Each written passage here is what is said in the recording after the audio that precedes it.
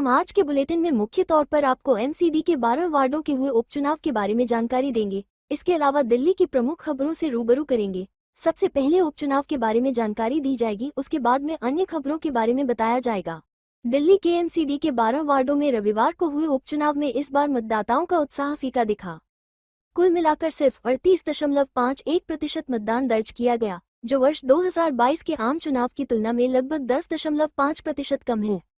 इससे साफ है कि उपचुनावों में मतदाता उदासीनता एक बार फिर सामने आई है। राजनीतिक दलों की सक्रियता, स्थानीय मुद्दे और उम्मीदवारों की कोशिशों के बावजूद मतदान की रफ्तार दिन भर धीमी रही। दिल्ली राज्य चुनाव आयोग के अनुसार सुबह कुछ केंद्रों पर भीड़ दिखी, लेकिन दोपहर के 4 घंटों में वोटिंग लगभग ठहर सी गई।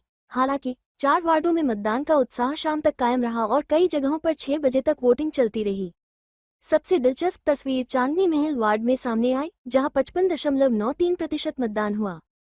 ये न केवल सभी वार्डों में सबसे अधिक है, बल्कि 2022 के चुनाव से भी ज्यादा मतदान है।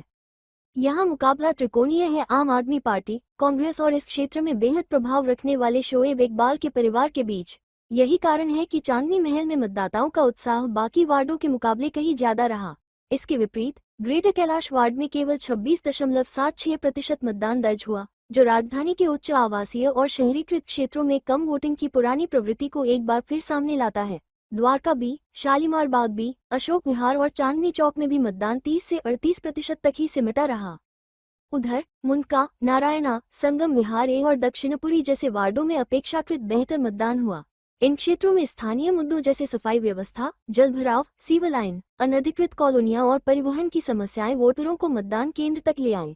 कई जगहों पर शाम 6 बजे तक लंबी कतारें इसी वजह से देखी गई।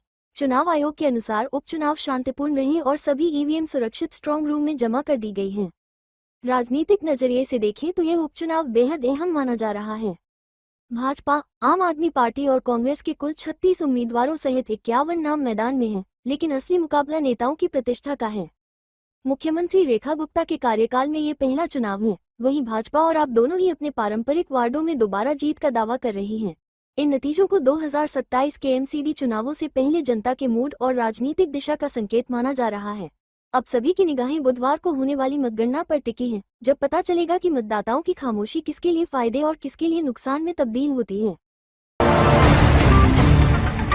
मुख्यमंत्री ने आज मजदूरों और किसानों के बीच उनकी समस्याएं सुनी और मन की बात पर खुलकर चर्चा की।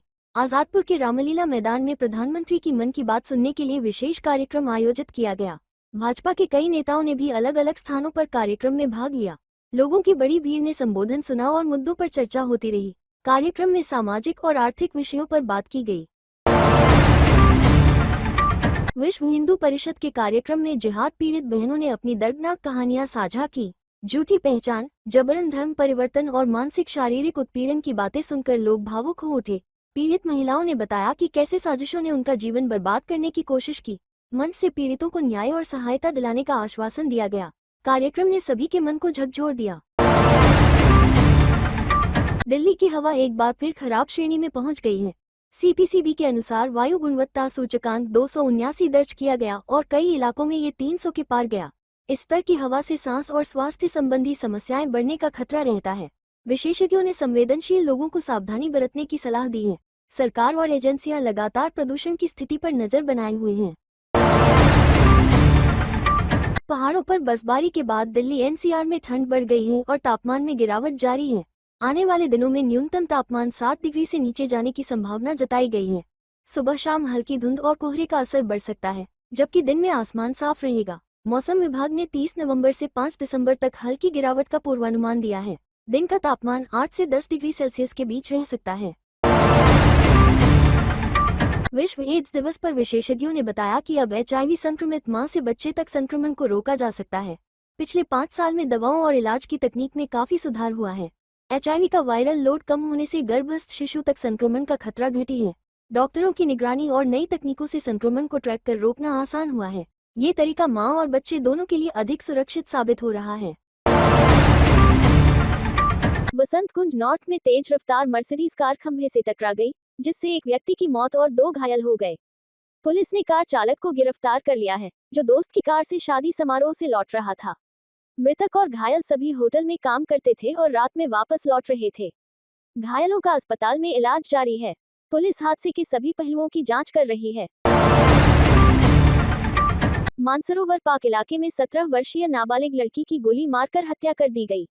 पुलिस ने मामले में सीआईएसएफ के एक जवान को गिरफ्तार किया है, जिसने मामूली कहासुनी के बाद वारदात को अंजाम दिया। घटना के बाद परिवार और इलाके में तनाव फैल गया। पुलिस ने आरोपी से पूछताछ शुरू कर दी है। हत्या के कारणों की गहन जांच जारी है। नेपसराय के आया नगर में दूध कारोबारी की गोली मारकर हत्या कर दी गई। पुरानी रंजिश के चलते बदमाशों ने कारोबारी को निशाना बनाया। घटना उस समय हुई जब वो सुबह दूध निकालने जा रहा था। पुलिस ने मौके पर पहुंचकर जांच शुरू कर दी है। शव को पोस्टमार्टम के लिए भेजा गया और आरोपी की तलाश जारी है। दक्षिण दिल्ली के तिगड़ी इलाके में जूता फैक्ट्री में लगी आग से 4 लोगों की मौत के मामले में आज पुलिस पोस्टमार्टम कराएगी। घटना के बाद से पुलिस लगातार कारणों की जांच कर रही है। फैक्ट्री में सुरक्षा मानकों की स्थिति भी जांच के दायरे में है। मृतकों के परिवारों को न्याय दिलाने के लिए पुलिस तेजी से कार्रवाई कर रही है। आग लगने का वास्तविक कारण रिपोर्ट आने के बाद स्पष्ट हो सकेगा। नरेला औद्योगिक क्षेत्र में तेज रफ्तार कार पेड़ से टकरा गई, जिसमें कार में सवार एक युवती की मौत हो गई और 5 लोग घायल हुए। परिवार नरेला से खरखौदा, हरियाणा जा रहा था तभी हादसा हुआ। घायलों को तुरंत अस्पताल में भर्ती कराया गया, जहां उनका इलाज चल रहा है। पुलिस ने लापरवाही से मौत का मामला दर्ज कर जांच शुरू कर दी है। वाहन की रफ्तार और नियंत्रण खोने को हादसे का प्रमुख कारण माना जा रहा है।